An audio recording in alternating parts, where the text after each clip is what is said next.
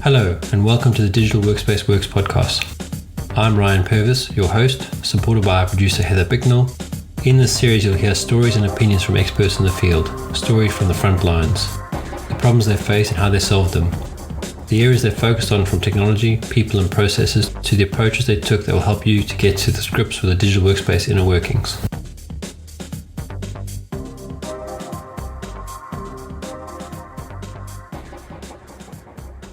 So welcome to the Digital Workspace Works podcast, Danny, and can you give us an introduction, please?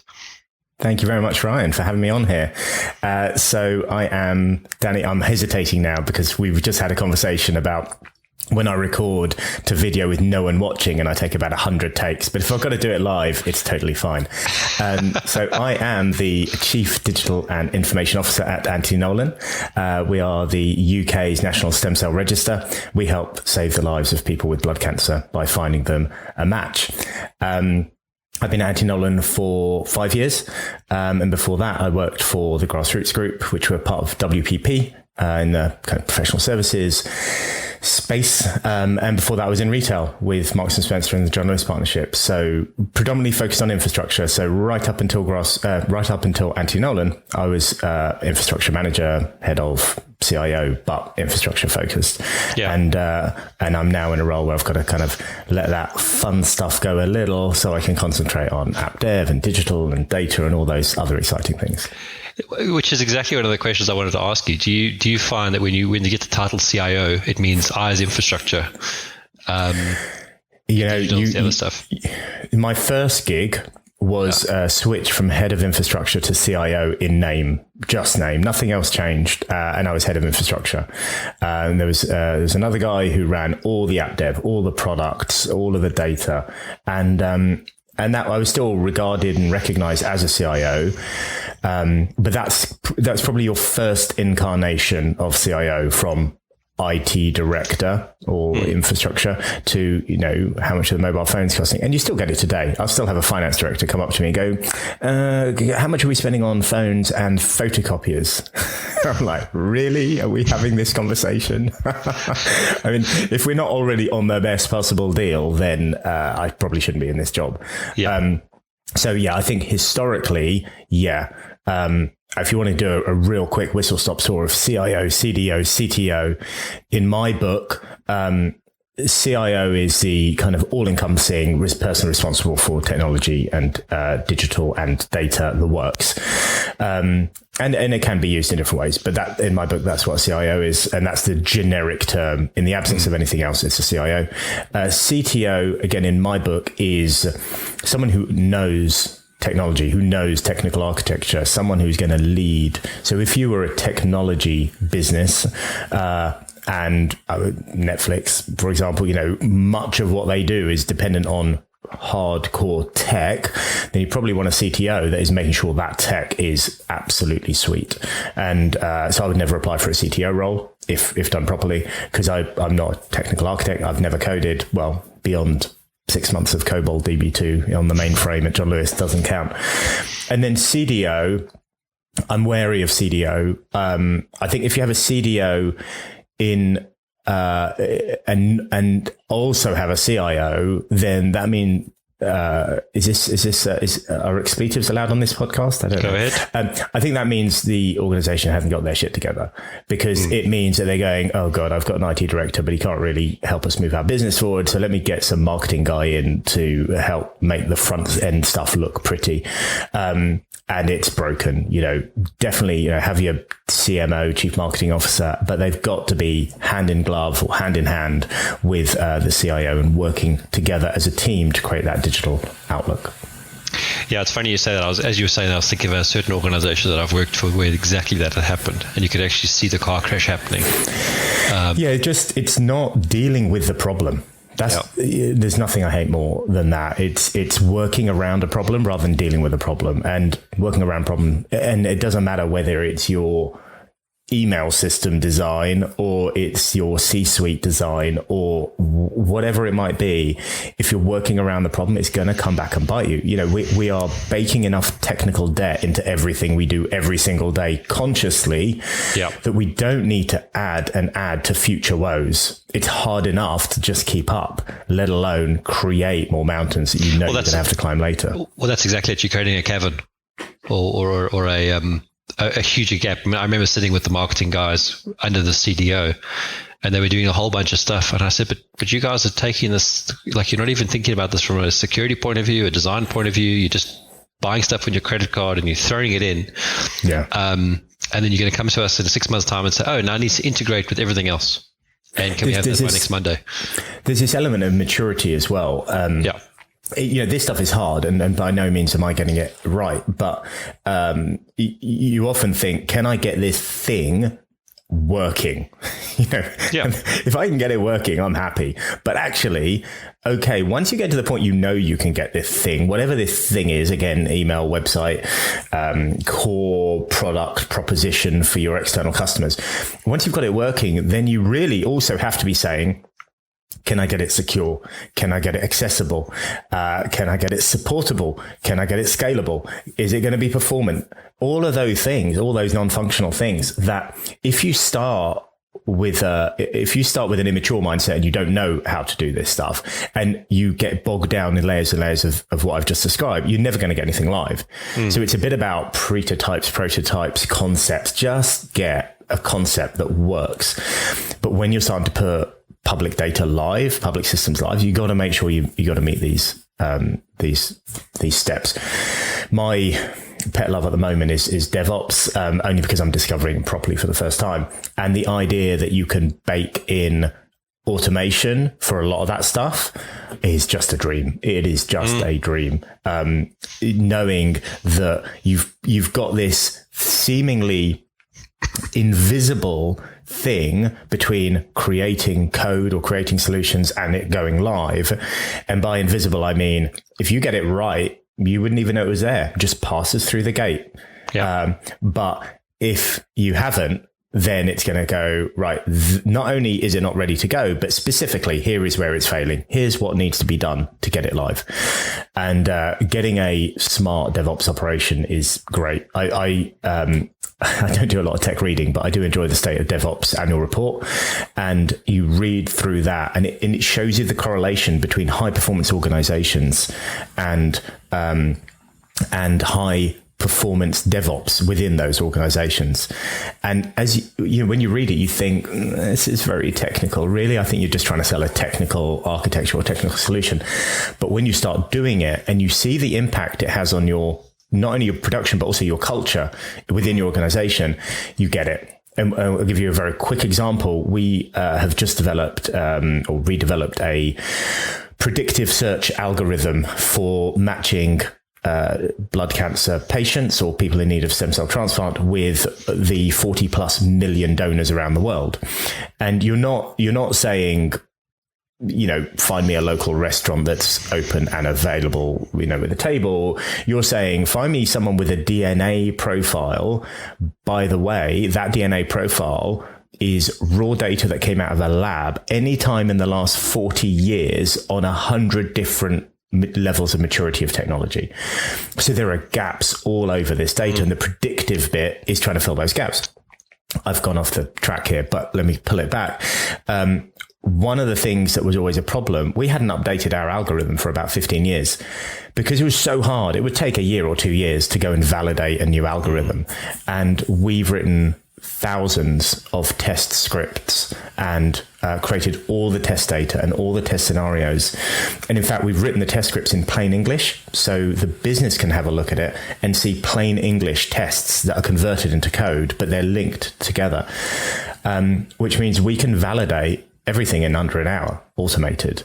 So you can start making little tiny tweaks and keep that algorithm fresh as you discover new factors that impact the quality or the likelihood of a match or an outcome, a positive outcome for a stem cell transplant. So your DevOps in there has just been, I mean, that's automated testing, I appreciate, but that's an incredible example of how you can be stagnant with a solution for 15 years, or now you can make updates every week, every 2 weeks, every day, every month. Every day, yeah. You've got a choice, basically. And that's a game changer, like absolute game changer. In fact, it's so good. We're so proud of it.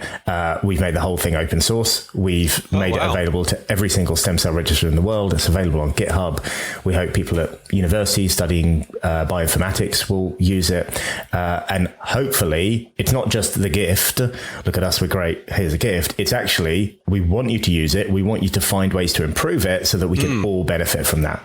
That's something that we've been really focused on. Absolute priority over the last couple of years is to get that live, and that went live a few weeks ago in terms of on GitHub, and it's going live into operation and web and API accessible by every stem cell register in the world in the next few months. Jeez. And are you willing, or we must get the link for that so we can share out the GitHub repository. It's called Atlas, by the way. I didn't mention the name. It's called, sorry, Atlas. Which is Atlas. It's tentative. It's loosely based on the Anthony Nolan search algorithm. Somewhere in there you find those letters, but it's good enough. I'm not a big fan of naming products. I leave that to the teams. Yeah, exactly. Our laboratory information management system is called Llamas, and our initial search algorithm called Snova. I have no idea why it's called Snova, but the team, not the tech team, the business team, named it. They love it. They've taken it in like a stray pet, and they care for it, and they clean up after it.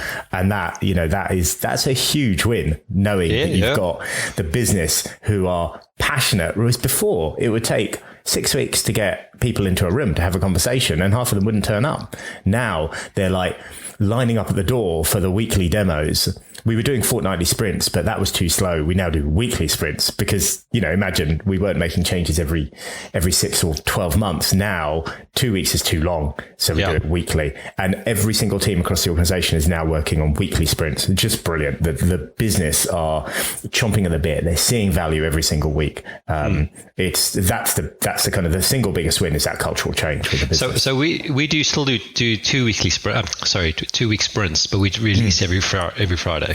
So they still see change, but we still manage the workload. Just, that's what works for us. Which is great.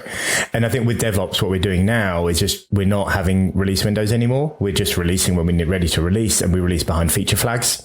And then we coordinate specific features to go live whenever the business are ready for it to go live. But the release schedule is no longer rigid. Yeah, that makes sense.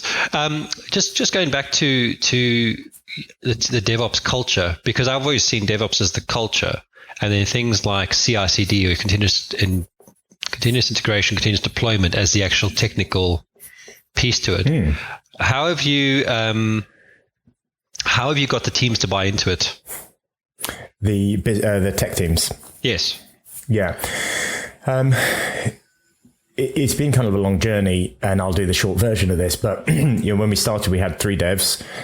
One was developing on VB6 still, and one was developing in a slightly more modern version of .NET. I'm not a developer, so I don't always know the right terms. And then the final one had just taught herself how to code on Google.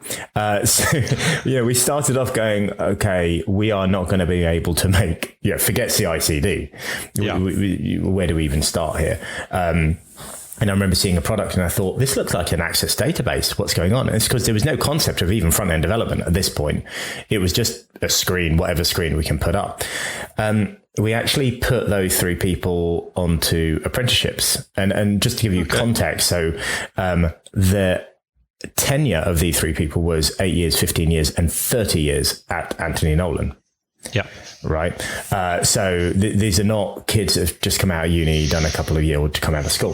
So we put them on apprenticeships. We worked with a partner. We defined a technical architecture. And then it was just really slow. The idea of working an agile way, the idea of creating APIs was just a really slow burn. You just can't come in and go, right, CI/CD pipeline, Scrum, sprints, etc.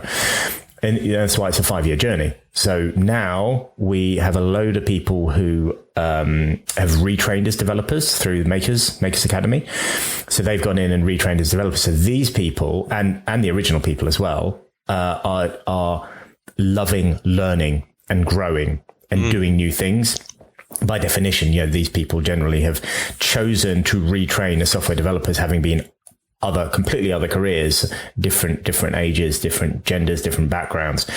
So you've now got an environment of people who are going, what's new? What's different? And then we've got to find the maturity. So how do we know how to do this? Because these guys have learned on apprenticeship. These guys have literally just learned how to code. I don't know anything about software development.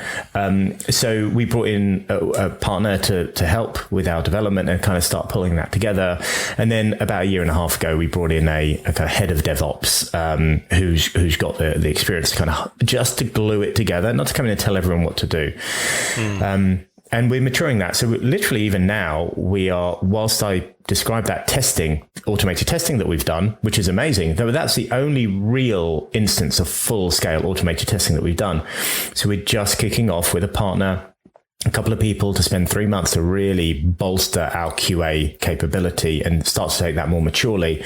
And also as part of that review, put in a proper CI/CD pipeline. So it's just slow. It's piecemeal. No one has all the answers when they come in. And quite frankly, if you do have the answers when you come in, you're not going to get the buy-in. You're not going to get the culture change. You're just going to piss a load of people off and they're going to leave, which for some people might say, yeah, that's great. But what we do when we work with DNA, we work with laboratories and research and patients, we love people who know what we do, who really understand not how, but what we do and why we do it. And in fact, many of our recruits, and I've got 3 starting this month, are from the business. So they're laboratory technicians or they're admin operations admin staff.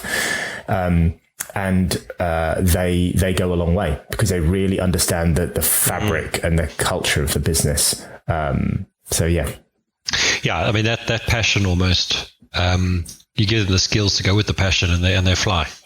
Yeah, absolutely. And that's why we put out a call. Said, look, we want junior business analysts to join our team from the organization. Here's a starting salary. Will be for 12 months as a secondment to get the ball rolling. And we were overwhelmed with recruits, so we increased the number that we were going to take to join the team. Like, we're not going to turn these people away. These people have put their hand up and say, I want to progress my career. I want to personally develop. I want to learn. I want to join your team. I'm not going to say no to any of those people. And again, I say these people have had radically different backgrounds. We have lots of success stories, but our biggest success story, when I've been on the register myself for about 20 years. And I've been called up twice as a potential match, but I've never been a full match. So I've never donated because I've not been viable. But the last time I was contacted was about a year before I started working for Anthony Nolan, before I ever thought of them as a career destination. And the person who contacted me, the admin that contacted me, is now our director of product development. Oh, wow. Jeez. Yeah. And she is amazing. And I'm not saying that because she's going to listen to this, but she is amazing. And she knows how the business runs better than anyone else in the business because she has worked actually done the work in every single team in our end-to-end donor management pipeline. She was there for the building of our CRM. And then she's grown and developed those skills. No tech background whatsoever. Has only been in tech for maybe 4 years. But I think we were having this debate the other day. Is it good for a product manager to have a tech background or not? And often it's the concepts, not the actual. It's about the way your brain's wired. Can you think logically? Can you join the dots? That's the bit that if you can't do that, then no, it's not. But do you need to know how code actually hangs together? And do you need? No, you don't. I mean, I was a COBOL DB2 developer for 6 months of my life. I was a business analyst for about 6 months. I was a systems analyst for about 6 months. You can see a trend here. I was okay okay is probably generous, but I wasn't particularly brilliant, and I certainly didn't enjoy it. And those are the two most important things. Do you enjoy it, and are you any good at it? And if the answer to either of those is no, then walk away. And then I stumbled into infrastructure project management. Bear in mind, project management, right? So I'm not building servers, I'm not writing automation scripts, and I loved it. But more importantly, I found myself in a place where I was surrounded by people who really understood infrastructure, and another group of people who really understood the business and what they wanted to do. And then I was in this kind of lonely is not quite the right word, but I was in this solitary place in the middle where I could see both and join them together. And I loved it, and I was good at it. And that's the important bit. So I don't have a technical grounding. I didn't study computer science. I did engineering at university. So to your product manager, you've got to have the right bits to pull it together, but you don't need to know how the code is created. Yeah, the only thing that I kind of say in that is that the product manager needs to be, or product owner, depending on what you call it, needs to have the bullshit factor. They need to be able to call bullshit on something, and that might come from experience of actually being a developer, or they might come from experience of doing this for long enough that you can smell when someone's saying something that's not right. So I'll give you a very, loosely related example. My last job, I took on this massive infrastructure role, and I felt really out of my depth. And they were just in the process of putting a system together for a big product launch. And they'd bought 2 massive servers to be the database cluster, and like enterprise grade hardware, enterprise grade licensing. And I just looked at it and going, why does it cost this much? Like, because all these reasons. I'm like, okay, but this is 4 times the price of that. Are you really ever going to scale up your CPUs on the same box, or are you going to buy more boxes? Are you going to ever XYZ? And it was really interesting. So very quickly, without the technical understanding, I was very quickly able to call the bullshit on that and say, right, from now on, we're going to buy commodity servers.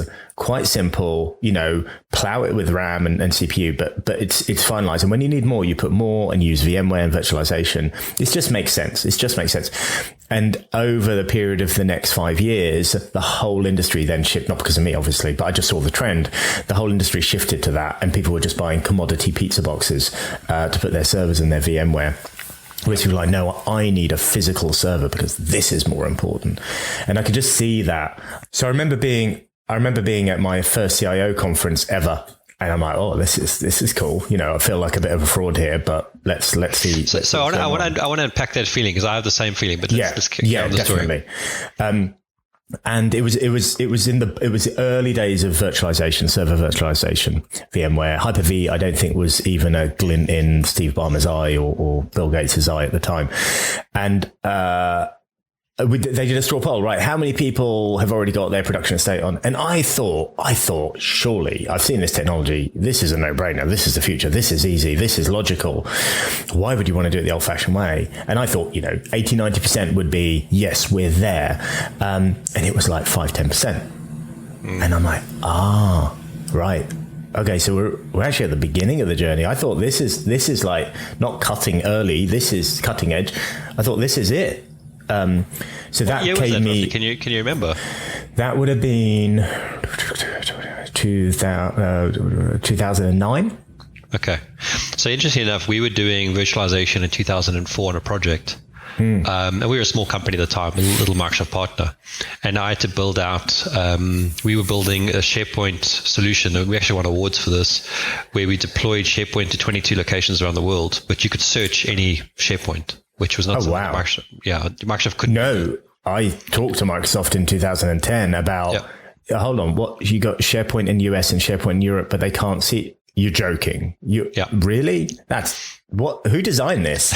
It just seems so, and don't forget, at that time, I was already using Google Apps and G Suite. Yeah. So I'm looking at G Suite and, so we'll come back to that thing. I just got one more thing to say. I used to hate Microsoft and I now love them. It's true. But I was in a demo the other day and this guy was saying, look, it's Microsoft Word and you can collaborate in real time. Let's do a demo. I'm like, come on, guys. It's been 15 years. You've only just caught up. It was embarrassing, but it is amazing that finally they've got there and this stuff works. Yeah. So let's unpack that sense of fraud, right? Yeah. I go to my first ever CIO event, really nice venue, and I'm thinking, I'm surrounded by like proper CIOs. I'm just head of infrastructure who's just got a new title because I saved the company £1 million.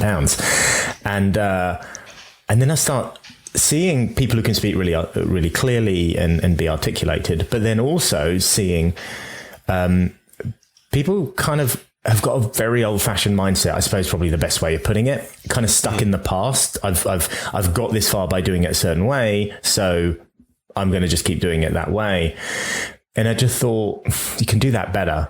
You can do that better. And I just remember over time sitting and watching presentations, and sometimes I'd go, wow, right? And those wow ones over 20 years stick with me. I can remember them, and I still reference those presentations on a regular basis. But others, I think we've done more than that. We can present better than that. And of course, I hadn't been on the stage at this point at all. And that was around the time then I started getting on the stage and talking about what we've done.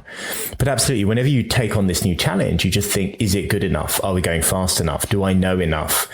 Am I making the right decisions? And if not, what are the ramifications of making those poor decisions? And I think if you remind yourself that no one really knows the right answers, and it is through experimentation and learning, you can kind of ground yourself a little bit more. Yeah. Yeah. No, it's interesting because, I mean, obviously, you and I have very similar sort of stories. I came from a technical background, so I was a developer for a couple of years and architect. But that getting to the middle between technical people and business people is always where I've felt the most passion.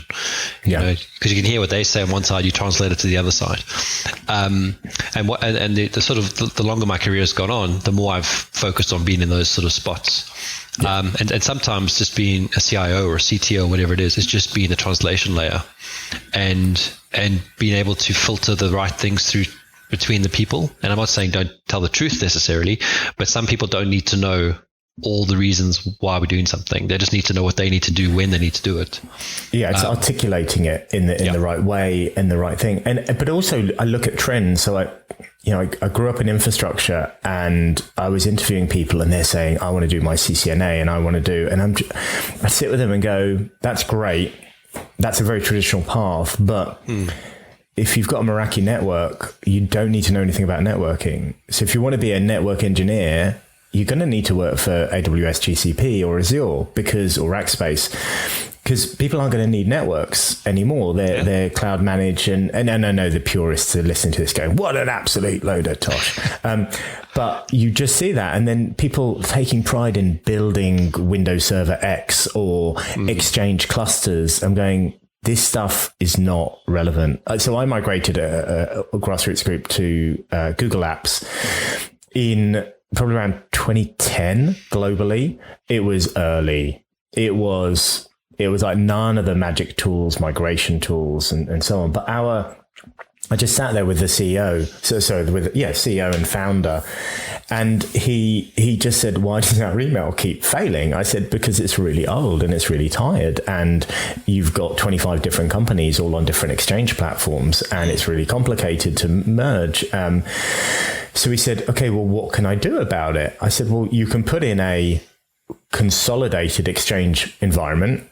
I don't know how you do that, but I do know it will cost you a lot of money. Or you could just move all of your email to the cloud. And at the time, Gmail was the only option. I mean, Office 365 was just birthing, but I think they used to call it Office 363 because of the amount of downtime they were having at the time. And it was just awful. It was just, I mean, it's only really come into its own probably in the last 3 or 4 years, to be perfectly honest. Yeah. And he's like, great, let's do it. And I learned my first lesson when the CEO and founder of the almost $1 billion turnover organization says, yeah, let's do it, doesn't really mean that everyone else is automatically bought in. And it was an uphill struggle because we literally just announced it to all the MDs and FDs and said, we're going to do it. And they go, over our dead bodies, and we did it over their dead bodies. It was pretty awful from a culture change perspective, but technically it was working. They never had problems with their email. They can get it on mobile. They could start collaborating on documents, but some of them just never accepted it. They kept pining for the days of Microsoft because it was forced upon them. But yeah, so there's a combination of that cultural change, but also the technology. And there was no way I was going to get involved in Exchange. And even now with Microsoft, we're like, do we really still have to have a little tiny Exchange server? Do we really still have to have domain controllers on site? And they're like, yeah, but not very much and not for long. We're getting there. Because of course, it's all good well being the new kid on the block with Gmail and say we've got no legacy to deal with. We're just going to put email in the cloud.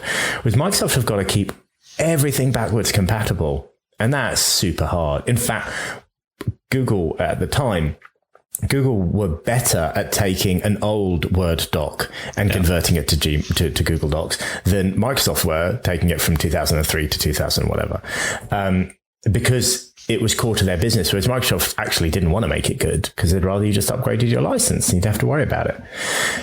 And also the idea of subscription. So I remember when subscription really started, it was probably Adobe kicked that off proper.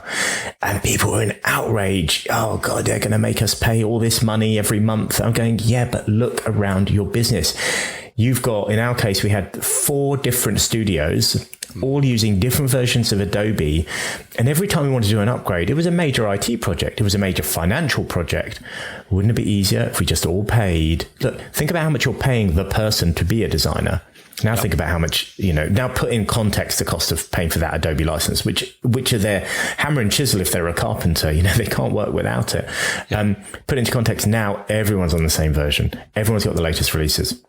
There's cloud-based storage, and we never have to have this conversation about doing a big upgrade in the studio ever again. And that it is only, and I get it from a financial perspective, there are those drought times where you want to sweat some assets and you just don't have the money. I get subscriptions going to be a bind in those scenarios, but we got to keep paying for these subscriptions. But if other than that 5% of time, if you zoom out, you just save a lot of conversations, a lot of decisions, a lot of budget planning. You just get on with it. You need the tool. And if you don't need it, you just stop paying for it. Yep. Great. And people have got it now. And we use Windows Virtual Desktop, whereas your virtual desktop, as it's just been renamed. And we can have 1 running, or we can have 1,000 running, and we'll pay to the minute or the hour. I've lost track of how is your do their pricing now, but that's really great. So it just scales up for wherever the demand is. Yeah.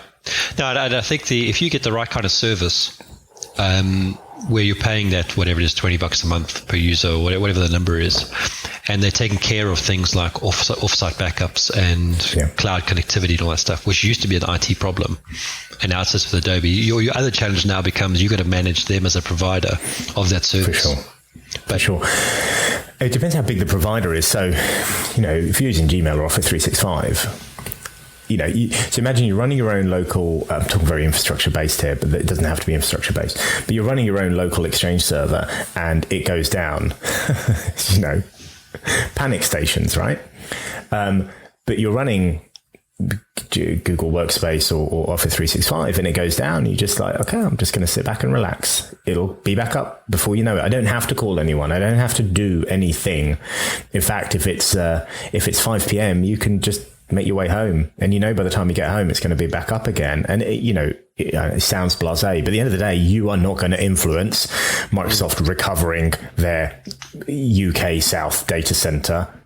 They actually, again, early days of cloud, people come and go, oh, this is bespoke, proprietary, or something like that. I'll go, no, I want multi-tenanted. Everyone's like, you can't have multi-tenanted. That's crazy. People don't want multi-tenanted. Then people might get at your data, or how's the functionality going to work? But I say, no, I want multi-tenanted, because then if it goes down, it's your entire business that's down. You got to get it back up.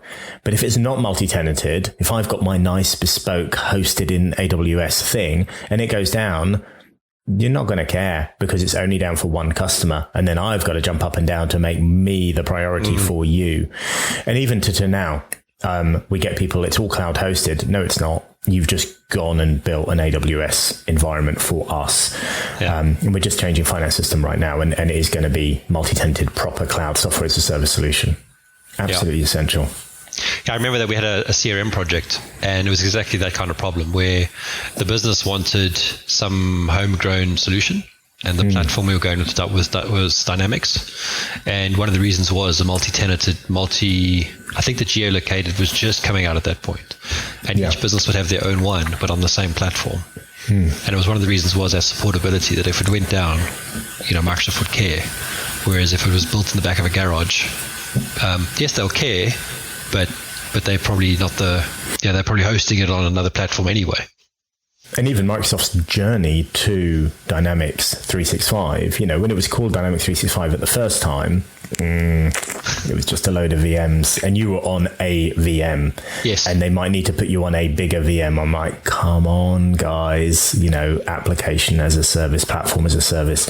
And now you're just on Dynamics. We're not talking about specific servers anymore, and it's scalable. But yeah, Microsoft it's taken them a while, but they've got there. Yeah, you've got to just use the usual thing with Microsoft. You got to wait for version 3, version 4, and then it's okay. Yeah.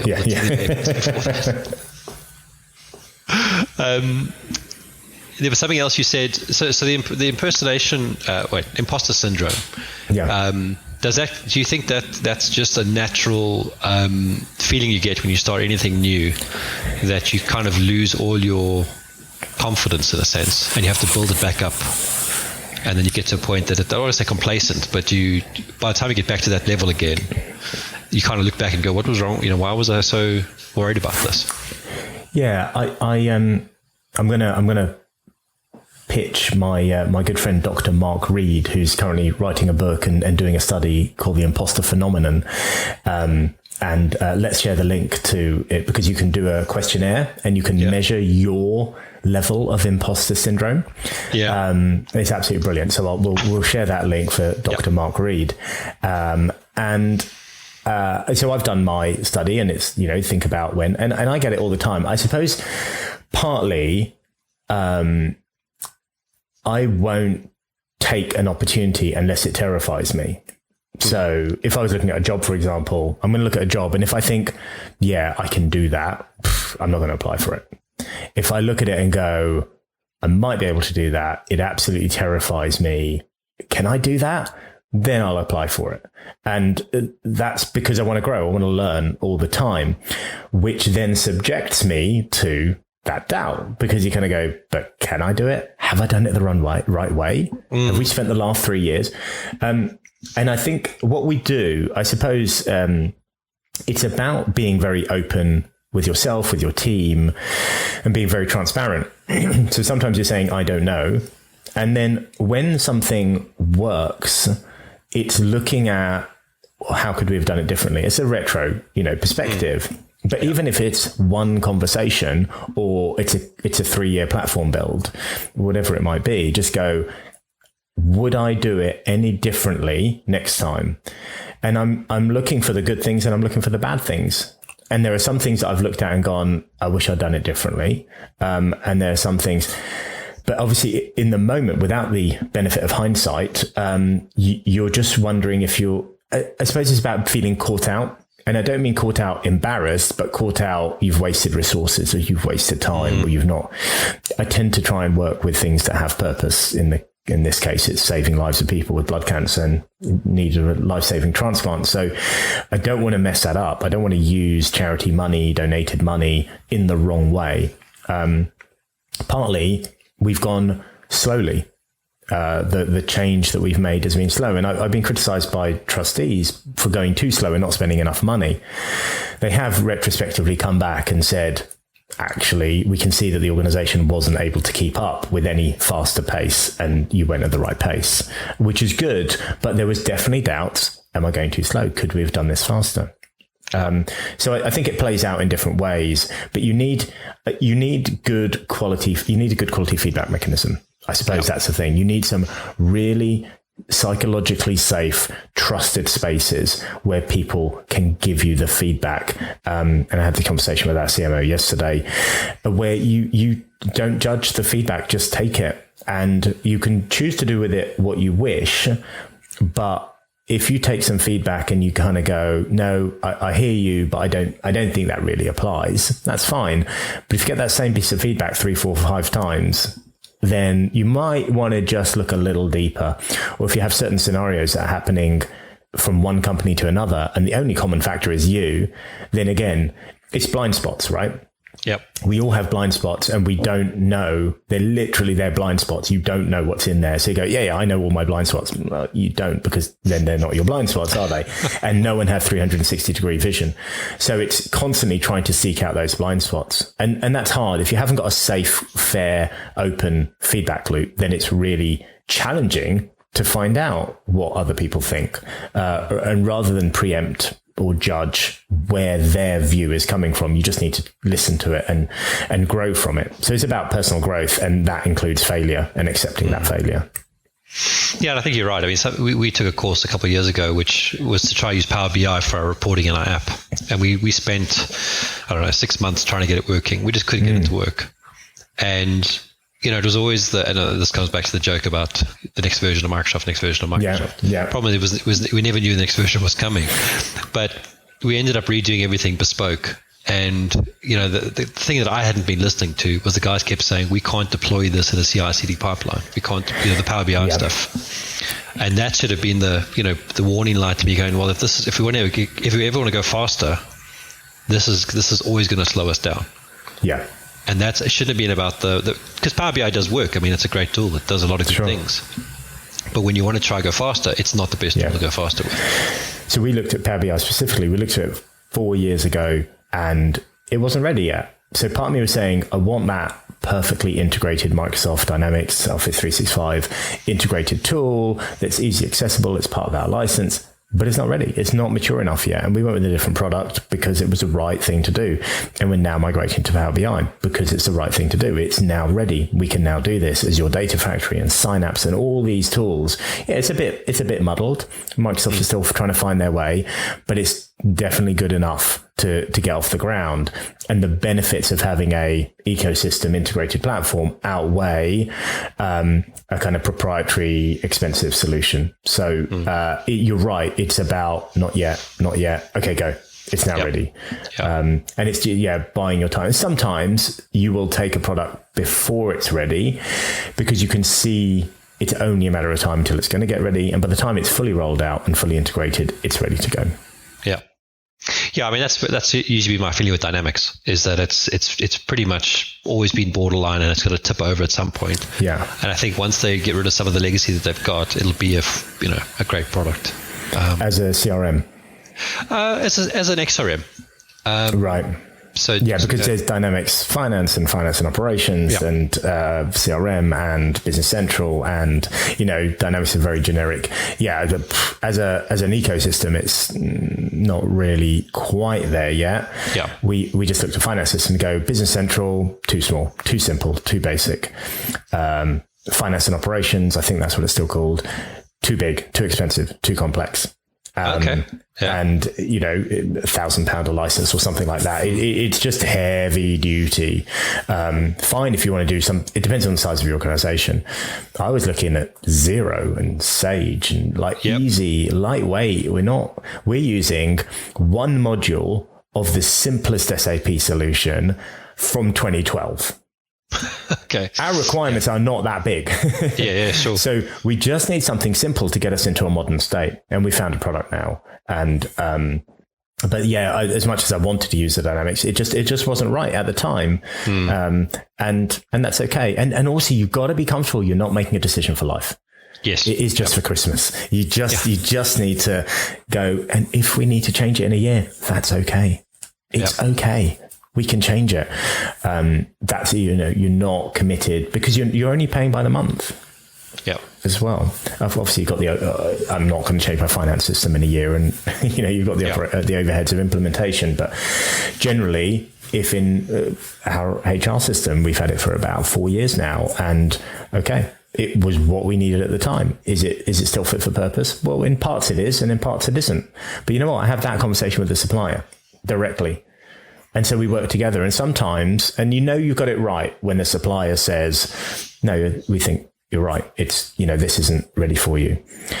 My decision to put Anti-Nolan off with 365 and not on Google Apps or Google Workspace, as it's now called, was probably the hardest decision I had to make in my first 2 years. And I wrestled with it for so long. And in the end, I knew it was the right answer because it was Google who told me it was. Oh, interesting. Because we were fully invested in Dynamics 365. Okay. Yeah. Fully invested. We had to track emails. Like 50% of staff would have to track email through the CRM. And it was Google who just said, square peg round hole. Yeah. Yeah. So, and then I was relieved. I was like, I didn't want to buckle to everyone going, we want Microsoft, because that's what they've always used. And the product still wasn't quite there yet. So yeah, those things, you have to kind of park your ego at the door and really challenge and look at it from different perspectives and look at the legacy. That's the key. Is what's the impact? What's the legacy?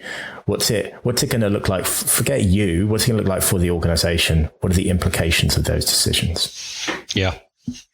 No, I think you're spot on. And that's one of those core tools that does pilfer into everything. So if you try to create a complicated integrated environment, you spend your whole life maintaining a complicated integrated environment, not doing new stuff, which is what everyone wants, is the new stuff.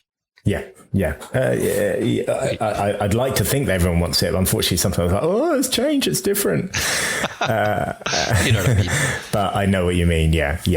Once they get comfortable with it, it's like they forget that it was ever new or that it was ever different. But that's change management, and that's part of the job, right? Yeah, exactly. The people stuff. Yeah, that's the fun part. I enjoy the building solutions and delivering them, but I actually enjoy the people. Like you said, when they have bought into it and adopted it, and they're banging down your door because they want to talk about new stuff with it. That's a good sign. Yeah, that's definitely. Not a bad sign. Definitely. So, great stuff. I think we can probably tie up here. Do you want to give out some contact details for people to get hold of you and also your podcast? Yeah. So, absolutely. Thank you. So I'm available on LinkedIn. So by all means do connect or follow me on LinkedIn, Danny Attias. And that's it. I'm not on any other social network. It's just too painful and life's too short. And as a result of having been on a couple of podcasts in the last 2 months, I decided to start up my own. But don't worry, Ryan, it's not a technical podcast. There's no digital discussions. I talk to the guests and I say, we are not talking about technology at all. So my new podcast, which is just about to land in the next few days, it might be out by the time this comes out, who knows, is called Sondership. And you can find us at sondership.com. There's a trailer and a blog all about it. And what I'll be doing is I'll be talking to really interesting people, inspiring people, hearing their stories about how they found their purpose and are trying to make a change in the world. And these are changes, the likes of female empowerment, social mobility, climate change impact, racial equity.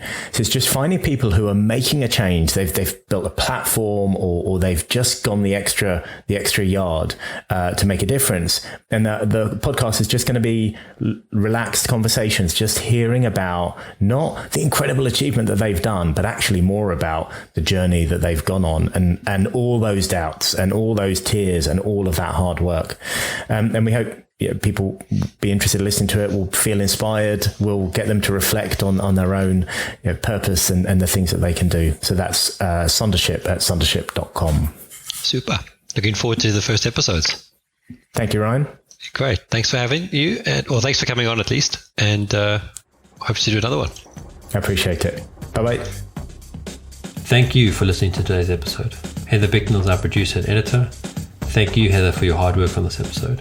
Please subscribe to the series and rate us on iTunes or the Google Play Store. Follow us on Twitter at the DWW Podcast. The show notes and transcripts will be available on the website www.digitalworkspace.works. Please also visit our website www.digitalworkspace.works and subscribe to our newsletter. And lastly, if you found this episode useful, please share with your friends or colleagues.